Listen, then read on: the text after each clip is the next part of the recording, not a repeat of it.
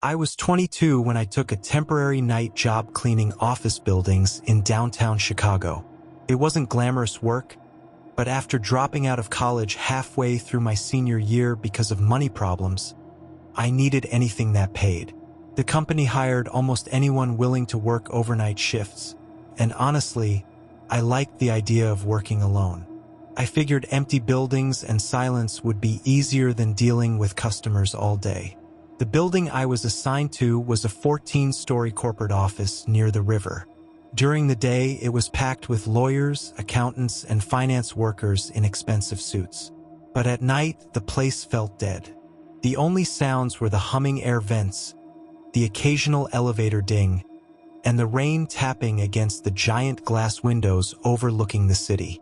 There were usually only 3 people in the building after midnight: me, another janitor named Luis, and the overnight security guard, a man named Gregory. Luis was cool, mid-30s, friendly, always listening to classic rock through one earbud while vacuuming carpets. Gregory gave me bad vibes from the beginning. He was probably around 50, tall and thin with gray hair slicked back too neatly. He wore his security uniform perfectly pressed every single night like he was preparing for a military inspection. And he barely blinked when he talked to people. The first week, he acted normal enough. He'd nod at me when I came in around 11 p.m. and ask how things were going. But after a while, I started noticing strange little things.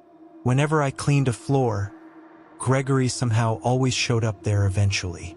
If I was wiping desks on floor 7, he'd appear at the end of the hallway doing security rounds. If I was emptying trash bins on floor 11, I'd suddenly hear his shoes clicking slowly across the tile floor behind me. At first, I assumed it was coincidence. It was his job to patrol the building, after all. But then Luis mentioned something weird one night while we were in the break room drinking vending machine coffee. "You notice Gregory watches people too much?" I laughed nervously and asked what he meant. Luis shrugged. "Every time I look up, he's staring at somebody.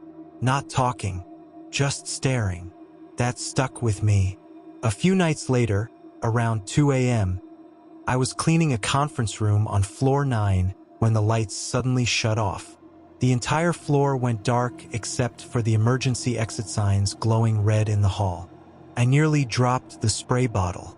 Then I heard Gregory's voice from somewhere outside the room. "Power issue," he said calmly. I stepped into the hallway and saw him standing at the far end near the elevators.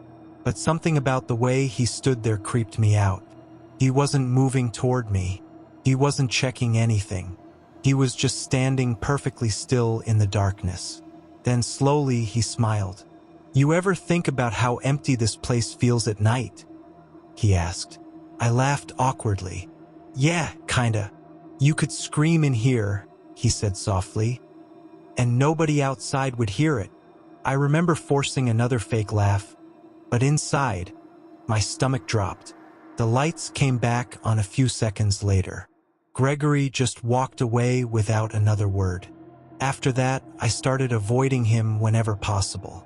But the weirdness kept getting worse. One night, I found him standing inside a dark office staring out the window. He didn't even notice me at first. He was just watching the street below. Another time, I walked into the supply closet and found him inside organizing cleaning chemicals even though that wasn't remotely part of his job. And then came the incident that made me realize something was seriously wrong with him. It was around 3:30 a.m. during a thunderstorm. Luis had called out sick, so it was just me and Gregory in the building. The storm outside was insane. Rain hammered the windows so hard it sounded like static. Every few minutes lightning lit up the entire office blue-white for a split second. I was vacuuming floor 12 when my phone buzzed. Unknown number. Normally, I ignored random calls during work, but for some reason I answered. There was silence for a few seconds. Then breathing. Slow breathing. I said hello twice. Then I heard Gregory's voice whisper, "Look behind you." Every hair on my body stood up instantly. I turned around so fast I nearly tripped over the vacuum cord. Nobody was there. Then the line disconnected. I immediately called the number back, but it went straight dead. No voicemail. Nothing. My heart was pounding so hard I could hear it. I packed my stuff and headed for the elevators, deciding I didn't care if I got fired. I was leaving early, but when I reached the lobby, Gregory was sitting behind the security desk calmly, reading a newspaper like nothing had happened. He looked up and smiled. Heading home early?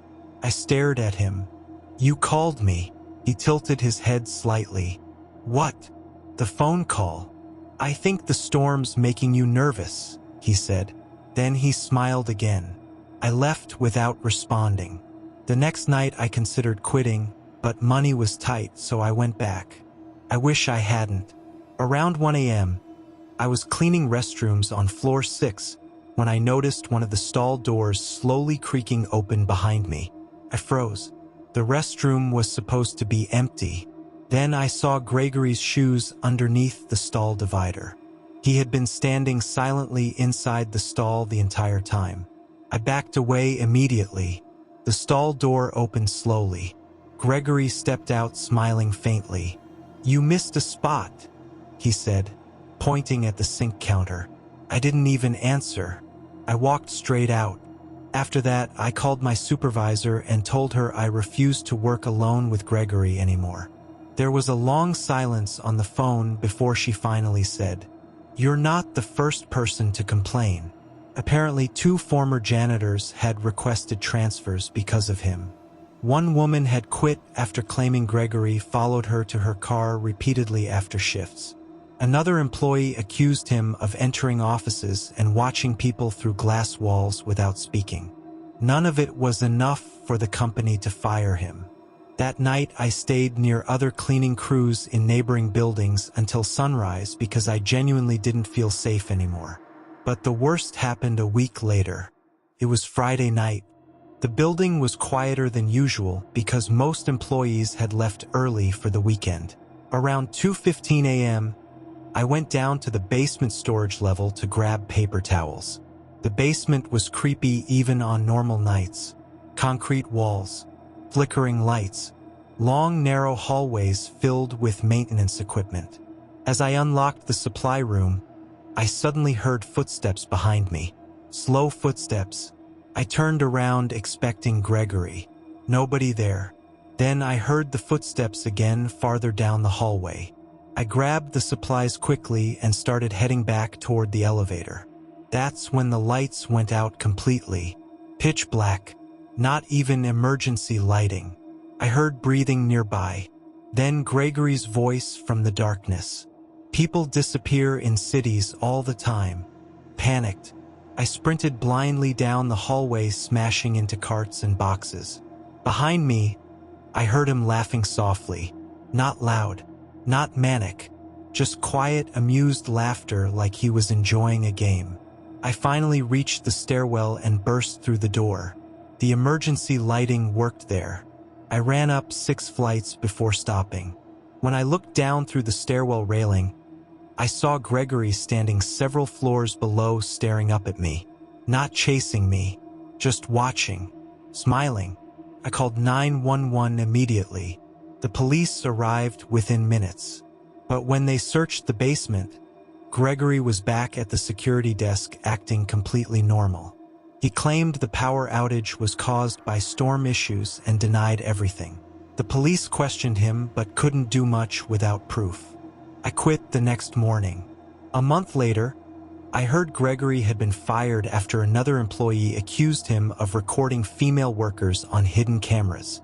No idea if it was true. What still bothers me is this. About 2 years later, I moved to another apartment across the city. New job, new life. One night while taking out trash around midnight, I noticed a man standing across the street near a bus stop. Tall, thin, gray slicked back hair. Even from that distance, I recognized him instantly. Gregory. He was staring directly at my apartment building. The moment he realized I saw him, he smiled. then stepped onto an arriving bus and disappeared. I never saw him again after that. But sometimes late at night when I'm alone in an office building or parking garage, I still think about that whisper on the phone. Look behind you. Back when I was 24, I worked front desk night shifts at a roadside motel outside Albuquerque, New Mexico. It was one of those cheap places right off the interstate where truckers, exhausted families, and questionable people stopped for a night before disappearing back onto the highway by morning. The motel itself looked depressing even during daylight. Faded neon sign, cracked pavement, buzzing fluorescent lights, and a long 2-story row of rooms with outdoor walkways overlooking the parking lot. I took the job because it paid slightly better than retail, and honestly, I thought overnight shifts would be peaceful. Most nights were boring. People checked in, grabbed keys, and went to sleep. I'd sit behind the counter drinking terrible coffee while watching old reruns on the tiny lobby TV. There were only 3 employees working nights. Me, another desk clerk named Amanda, and the maintenance guy, Derek. Amanda was cool. She was in college and usually worked weekends. Derek, though, something about him felt off from the beginning. He was around 40, tall and broad-shouldered, with deep-set eyes and a permanently exhausted face. He barely spoke unless spoken to first. Most nights he wandered around the property, checking maintenance issues, even when nothing needed fixing. The first strange thing happened during my second week. Around 1 a.m., Derek came into the lobby soaking wet from rain carrying a toolbox. He stood at the counter staring at me silently for several seconds before speaking. "You lock your apartment windows at night." I laughed awkwardly. "What? Windows?" he repeated calmly. "You should always lock them." Then he walked out. I remember sitting there confused as hell, wondering what kind of conversation that was supposed to be. After that, he started lingering around the front desk more often. Sometimes he'd stand in the doorway drinking coffee without saying anything. Other times he'd ask weirdly personal questions. Did I live alone? What car did I drive? What route did I take home after work? I avoided answering directly whenever possible. One night, Amanda pulled me aside and quietly asked, "Has Derek been weird with you too?" Apparently, he had a habit of making female employees uncomfortable. One girl quit after claiming Derek followed her home. Another accused him of entering occupied motel rooms without permission. Management ignored most complaints because Derek had worked there for years and the owner trusted him. Then things escalated. One slow Thursday night around 3 a.m., I went outside to smoke near the vending machines. The parking lot was empty except for a few semi-trucks parked near the highway side of the motel. As I stood there scrolling my phone, I noticed someone watching me from the second-floor walkway. Derek. He was leaning against the railing in complete darkness, just staring. I waved awkwardly. He didn't wave back, didn't move, just kept staring until I finally went inside. The next morning when I got home, I found something sitting outside my apartment door, a motel keycard. Room 214. No note, nothing else. I stared at it for a long time trying to understand how it got there. Only employees had access to inactive room keys. I threw it away immediately. That night, I confronted Derek carefully. I asked if he left something at my apartment. He smiled slightly. "You shouldn't leave things unlocked," he said. That was it. I reported him to management after that. The owner claimed Derek denied everything and said I was misunderstanding his sense of humor.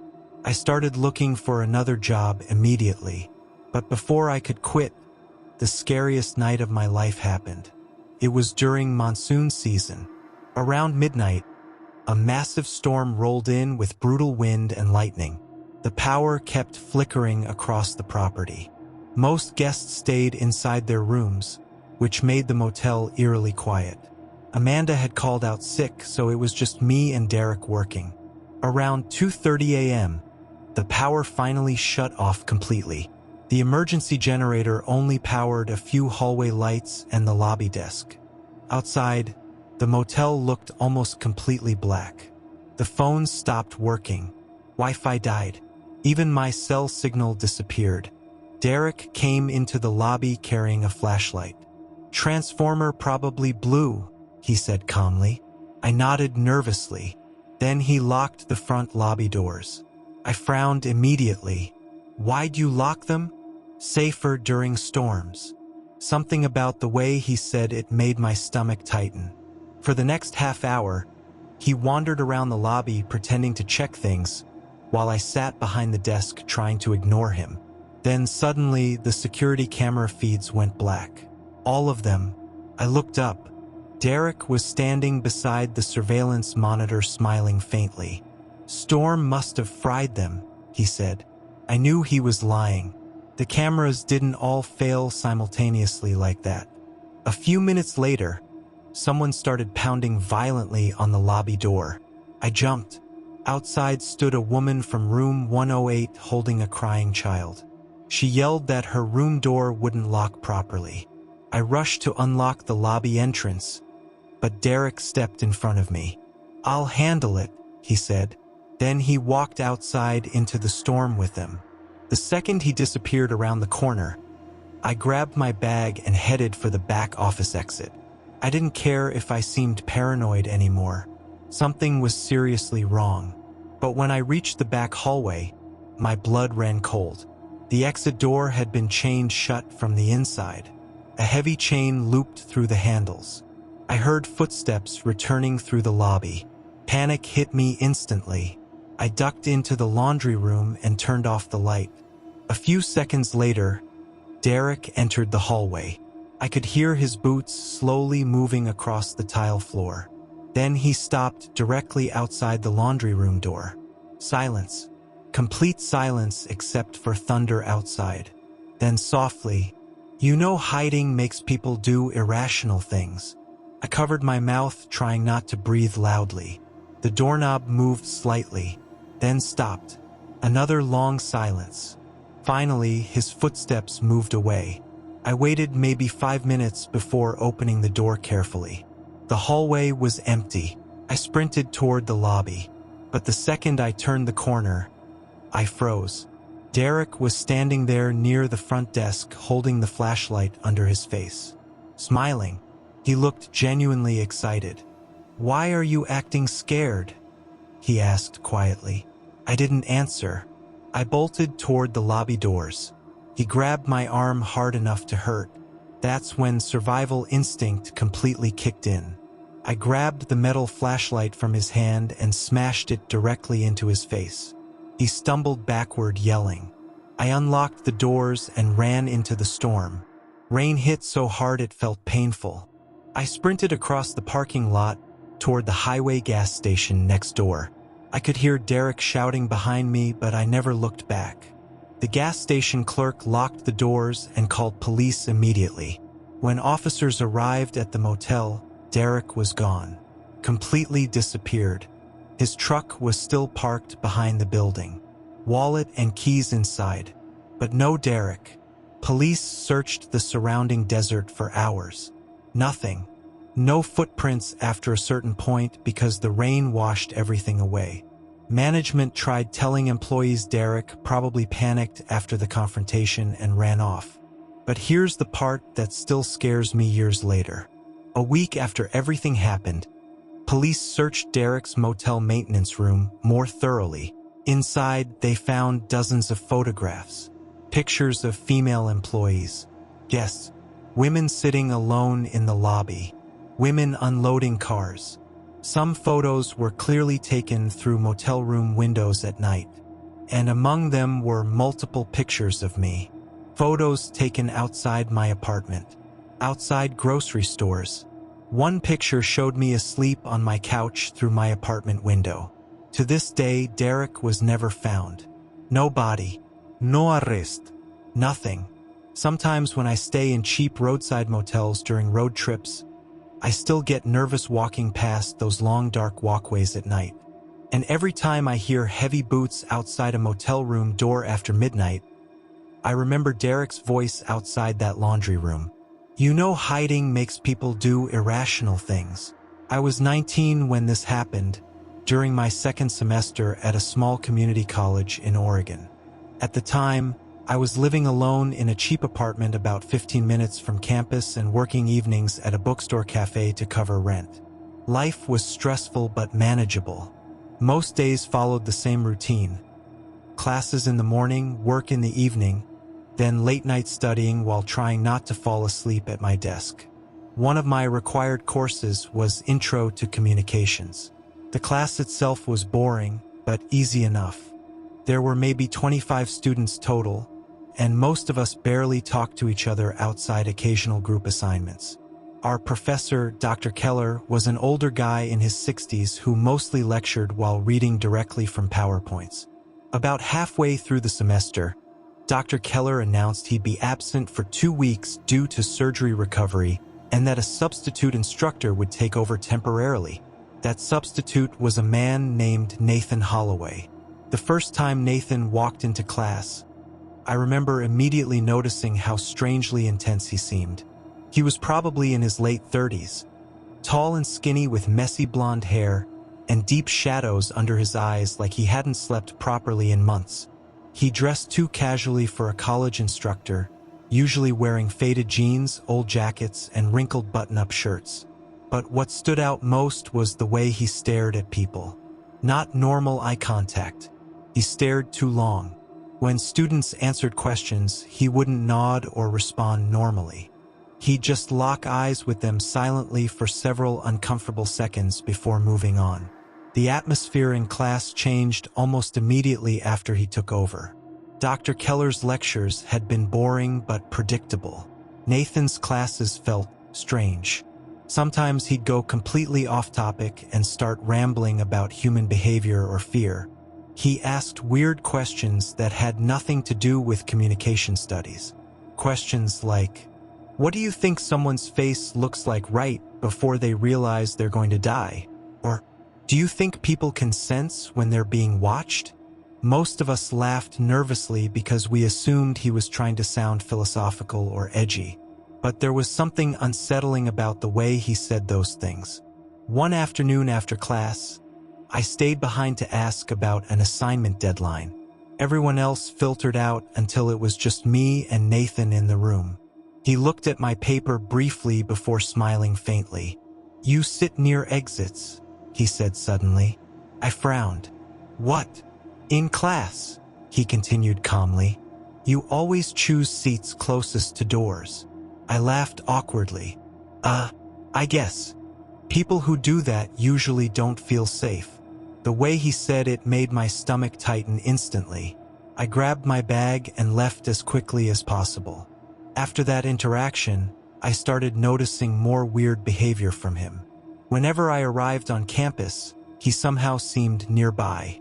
I'd see him standing across parking lots smoking cigarettes, or sitting alone on benches watching students pass by. Once, I noticed him inside the bookstore cafe during my shift. He wasn't drinking coffee or reading. He was just sitting alone staring out the window. At one point, I looked up from the register and realized he was staring directly at me. When our eyes met, he smiled slowly. Not friendly, just strange. I immediately looked away. A few nights later, around midnight, I got a friend request on Facebook from Nathan. That alone felt inappropriate. But what really unsettled me was the message attached to it. You seem lonely. That was it. Nothing else. I ignored the request completely. The next day in class, Nathan acted perfectly normal. Too normal. He taught the lecture like nothing had happened. But near the end of class, while discussing nonverbal communication, he suddenly looked directly at me and said, "Silence can tell you a lot about a person." I swear it felt intentional, like he knew I ignored him. That night, another message appeared from a different account. Some people ignore danger signs because they want to believe people are harmless. No name attached this time. No profile picture. Just the message. I blocked the account immediately. At this point, I considered reporting him, but I kept second-guessing myself. The messages were creepy, sure, but not outright threatening. And I worried people would think I was overreacting.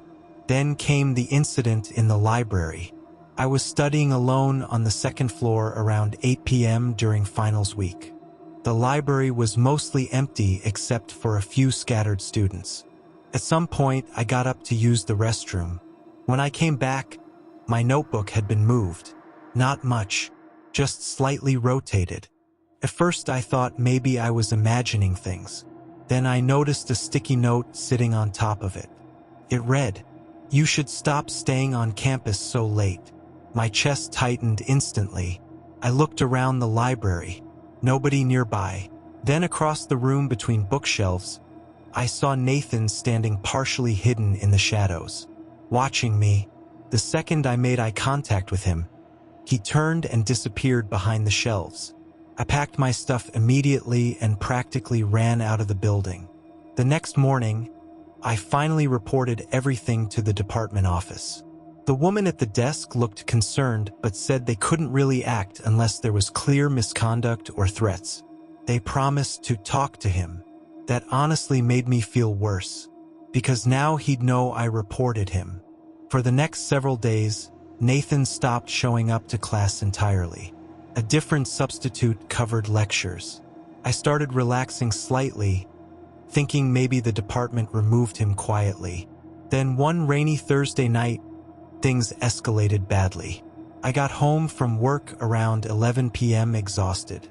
Rain hammered against the apartment windows while thunder rolled somewhere in the distance. I microwaved leftovers, changed into sweatpants, and settled onto my couch to watch TV before bed. Around midnight, my apartment lights flickered once, then again. Then the power went out completely. The entire building went dark. I sighed and grabbed my phone flashlight.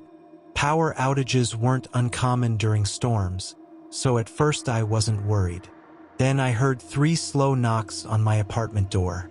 Knock, knock, knock. I froze immediately. Nobody visited me that late. I stayed completely silent. Another 3 knocks. Then Nathan's voice through the door. "Hey, it's me." My blood ran cold. I backed away slowly without making a sound. "How did you get my address?" I whispered to myself. He knocked again, harder this time. "You forgot your notebook in class," he said calmly. I didn't answer. For several seconds, everything went quiet except for rain outside. Then I heard him laugh softly. Not loud, just quiet amusement. I called 911 immediately while hiding in my bedroom. The dispatcher asked if he was trying to force entry. Before I could answer, my bedroom window suddenly rattled violently. I nearly screamed. Nathan was outside the building now, standing in the rain near my window, smiling up at me from the darkness. My apartment was on the first floor, so he was only a few feet away. Lightning flashed, briefly illuminating his face. His hair was soaked flat against his head, and he looked genuinely excited. He tapped lightly on the glass, then mouthed something. I couldn't hear through the storm, but I could read his lips. "You looked." The dispatcher kept asking questions while I stared at him in complete panic. Finally, distant police sirens echoed down the street. Nathan's smile disappeared instantly. He stepped backwards slowly into the rain and darkness between buildings. Then he vanished. Police searched the area but couldn't find him. When they checked campus records, they discovered something disturbing. Nathan wasn't actually a certified instructor. He had only been hired temporarily through a third-party substitute staffing service using forged credentials and fake references. Even stranger, nobody could immediately verify where he came from before that. Campus security reviewed footage and found multiple clips of Nathan following students around parking lots after class. Including me, the department contacted every student in our class afterward. Several girls admitted he'd sent them unsettling messages too. One said he'd somehow known where she worked off campus. Another claimed she once caught him sitting inside his parked car outside her apartment complex late at night. Police opened an investigation, but Nathan disappeared before they could question him properly. His listed home address turned out to be fake. The phone numbers he used were disconnected. It was like the guy had dropped into town temporarily and then vanished. I transferred colleges the next semester, partly because I wanted a better program, mostly because I no longer felt safe there. For months afterward, I constantly checked parking lots before walking to my car. I avoided sitting near windows in coffee shops, and every time a stranger looked at me too long, I felt panic creeping back. About 2 years later, I was scrolling online late at night when I froze. A news article popped up from another state, Arizona. The article was about a man arrested for stalking multiple women near a university campus. The mugshot attached looked older, thinner, more exhausted, but it was Nathan. Same eyes, same faint, unsettling smile. According to the article, he'd been pretending to work as a guest lecturer before targeting students off campus. I remember sitting there staring at the screen for a long time. Part of me felt relieved he'd finally been caught, but another part of me kept thinking about how easily someone like him had inserted himself into students' lives without anyone realizing what he really was. Even now, years later, there's one thing I still can't forget. The way he smiled outside my apartment window during the storm. Not angry, not emotional, just fascinated. Like terrifying people was the closest thing he had to a real connection with another human being.